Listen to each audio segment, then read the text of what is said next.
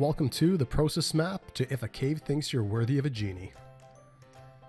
Today we're going to take a look at a very basic example on how to use exclusive gateways. It's based on Disney's Aladdin story. In specific, we're going to look at how the Cave of Wonders reacts to guests.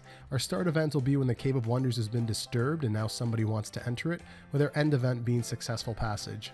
Let's take a look at our process. We can tell at a high level that our pool is the possible outcomes from the Cave of Wonders, and the Cave of Wonders itself is our swim lane.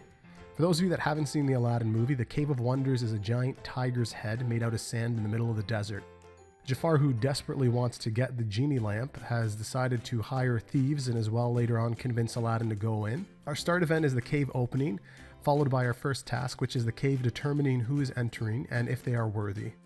Our exclusive gateway, that purple diamond with the X in the middle, has three possible paths. One of them is an unworthy thief, the other one is unworthy, and the last one is worthy.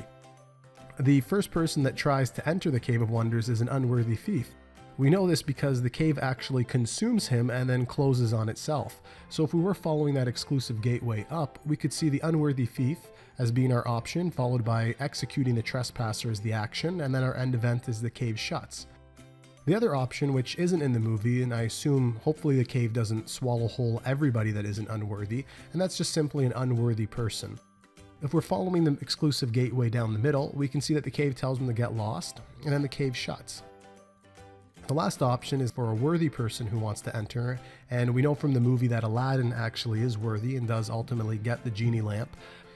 And we know that the Cave of Wonders ultimately does allow Aladdin in because he is worthy, so we can see if we follow that exclusive gateway down, that the cave allows passage and the cave remains open. One thing to note about exclusive gateways is that we didn't use action words for the decision choices. We can see unworthy thief, unworthy, and worthy are not the actual actions taken place in the task box. We reserved executes trespasser, tells them to scram, and allows passage as our tasks. And we're done. That concludes the session. Hope this was helpful.